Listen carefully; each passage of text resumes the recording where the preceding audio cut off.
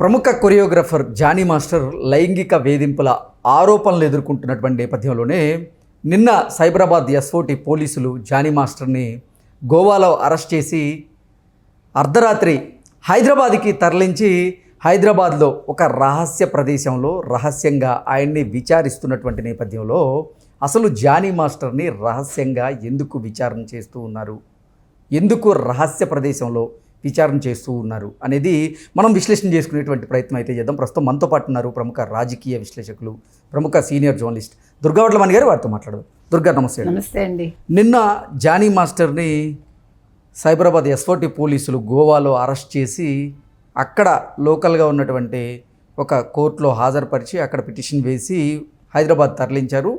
అర్ధరాత్రి హైదరాబాద్కు వచ్చిన తరువాత ఒక రహస్య ప్రదేశంలో రహస్యంగా అతన్ని విచారణ చేస్తూ ఉన్నారు. ఈ నేపథ్యంలోనే అసలు రహస్యంగా జానీ మాస్టర్ని ఎందుకు విచారణ చేస్తూ ఉన్నారు, ఎందుకు రహస్య ప్రదేశంలో ఆయన్ని పెట్టి విచారణ చేస్తూ ఉన్నారు అనేది ఇప్పుడు తీవ్ర చర్చనీయాంశంగా అయితే మారింది. ఏంటి అసలు జానీ మాస్టర్ ఈ వ్యవహారంలో ఏం జరుగుతూ ఉంది? ఇప్పుడు జానీ మాస్టర్ గురించి మీరు చెప్పిన మొన్నటి వరకు అందరికీ ఒక మంచి అభిప్రాయం ఉండిందండి. ఒక మంచి కొరియోగ్రాఫర్, అతను తమిళంలో కూడా ఒక నేషనల్ అవార్డు ఇప్పించాడు అని ఇవన్నీ జరిగిన నేపథ్యంలో అంటే మనిషి అనాలోచితంగా చేసినా ఆవేశంతో చేసినా లేదు అంటే అది ఏం చెప్పాలి, మనిషికి ఒక స్టేజ్కి వచ్చేసరిగా బ్యాలెన్స్ తప్పుతారేమో. అట్లా తప్పి అతను ఈ లైంగిక వేధింపులకు గురి చేశాడా అమ్మాయిని, లేదు ఆ అమ్మాయి ఎదుగుతుంటే చూడలేకపోయాడా, ఇవన్నీ కూడా ఉన్నాయి అక్కడ. ఏది ఏమైనానండి, అసలు ఈ అమ్మాయి 4 ఏళ్ల క్రితమే తెలుసున్నప్పుడు తను అసలు తప్పుకోవాల్సింది ఫస్ట్ థింగ్. అప్పుడే గొడవ చేస్తుంటే బాగుండేది. 16 ఏళ్ళు. రకరకాల వార్తలు అయితే బయటకు వస్తూ ఉన్నాయి కదా. తనకి 16 ఏళ్ళ వయసు, అప్పుడు బయటకు వచ్చి పోరాటం చేయలేదని కొంతమంది చెప్తూ ఉన్నారు. కొంతమంది ఏమో బయటకు వచ్చి గలం విప్పితే నీకు అసలు అవకాశాలే రాకుండా నేను చేస్తాను, నీ జీవితం లేకుండా నేను చేస్తానంటూ జానీ మాస్టర్ బెదిరించినట్లుగా మరికొంతమంది అభిప్రాయాన్ని వ్యక్తం చేస్తూ ఉన్నారు. అంటే రకరకాల వార్తలు ఇప్పుడు సోషల్ మీడియాలో చక్కర్లు కొడుతూ ఉన్నాయి ఈ అంశానికి సంబంధించి. ఏమండి, ఇప్పుడు మీరు అన్నట్టుగా 16 ఏళ్ళకి మీకు ఇది నెక్స్ట్ అవకాశాలు రావు అని వాళ్ళు బెదిరించారు. ఇవాళైనా 4 ఏళ్ళు అంతే కదా, పోనీ ఇవాళ 20 ఏళ్ళు అనుకుంటే ఇప్పుడు ఇండిపెండెంట్గా అమ్మాయి ఒక కొరియోగ్రాఫర్గా ఎదుగుతున్నటువంటి నేపథ్యంలోనే దాన్ని జీర్ణించుకోలేకే జానీ మాస్టర్ ఆ అమ్మాయిని తొక్కేందుకు కూడా ప్రయత్నం చేస్తున్నారు. ఆవిడకు వచ్చేటువంటి అవకాశాలను పోగొట్టేటువంటి ప్రయత్నం చేస్తూ ఉన్నారు అంటూ రకరకాల వార్తలు వస్తున్నాయి. అసలు ఏంటి దేంట్లో వాస్తవం ఉంది? కొంతమంది ఏమో లవ్ జిహాదీ అనేటువంటి అంశాన్ని తెర మీదకి తీసుకొచ్చారు. అమ్మాయిని మత మార్పిడి చేసుకోమని జానీ మాస్టర్ బలవంత పెట్టారని, ఆవిడ ప్రతిఘటించడంతో ఆవిడ మీద దాడి చేశారని, ఇలా రకరకాల వార్తలు వస్తూ ఉన్నాయి. అసలు ఏంటి, ఏం జరిగింది అసలు ఈ అంశంలో అంటే ఏం చెప్తారు? ఇప్పుడు లవ్ జిహాదీ వరకు వచ్చిందంటే ఇద్దరి మధ్య ప్రేమ వ్యవహారం ఉందా, అది కూడా మనం ఆలోచించాలి. కాదు, ఆ అమ్మాయి భయపడి అతను లైంగిక వేధింపులు చేస్తుంటే బయటికి రాలేకపోయిందా, మీరు చెప్పినట్టు కెరీర్ కావాలనుకుందా, ఈ రోజు ఇండివిజువల్గా అయింది కాబట్టి ధైర్యం వచ్చిందా, ఇక్కడ చాలా అంశాలు ముడిపడి ఉన్నాయి. ఇంకొకటి, ఇప్పుడైనా కూడా భయపడతారు కదా ఎవరైనా. ఇప్పుడు అమ్మాయి విషయంలో ఇంత జరిగాక అమ్మాయికి అవకాశాలు ఇవ్వడానికి 1-2 సార్లు ఆలోచిస్తారుగా. ఇంత పెద్ద గొడవ అయింది, మనం తీసుకుంటే ఏమవుతుందో అనే భయం కూడా ఉండొచ్చు కదా.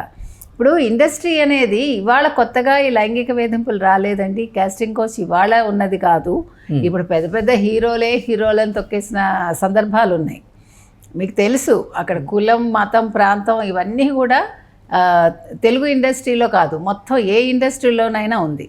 ముఖ్యంగా తెలుగు ఇండస్ట్రీలో ఇంకా ఎక్కువ ఉందంటారు. అంటే చాలా ఇన్సిడెంట్స్ ఉన్నాయి అట్లాగా చెప్పుకుంటే. మనకి అంత అది మన సబ్జెక్ట్ కాదు కాబట్టి మనం అక్కడ మాట్లాడలేదు. కానీ ఏది ఏమైనా కూడా ఒకటండి, ఇవాళ జానీ మాస్టర్ చేసింది ఒక రకంగా తప్పు. మీరు చెప్పిన లవ్ జిహాద్ అనేది ఉందంటే ఇంకా పెద్ద తప్పు. ఇప్పుడు నువ్వు ఒక మనిషికి ఇష్టం లేకుండా వాళ్ళని మనం బలవంతం చేయటం అనేది చాలా పెద్ద నేరం అండి. అది నువ్వు దిగొచ్చావని నువ్వు అనుకోవచ్చు, నీకు ఆల్రెడీ పెళ్ళయింది, పిల్లలు ఉన్నారు లేదో మనకు తెలియదు. మ్యారేజ్ అయిన వ్యక్తి ఒక చిన్న పిల్ల మీద అఘాయిత్యం చేయాలనుకోవడం అది హర్షించదగ్గ విషయం కాదు. కానీ ఇప్పుడు 2 రకాల వాదనలు అయితే మీరు చెప్పినట్టుగా వినిపిస్తున్నాయి. ఒకటి, జానీ మాస్టర్ తప్పు చేశాడు, లైంగిక వేధింపులకు గురి చేశాడు అని ఒక మాట వస్తే, రెండో మాట ఇది ఎవరో వెనకాల ఉండి అమ్మాయి చేత చేయిస్తున్నారు అనే వాదన కూడా వచ్చింది.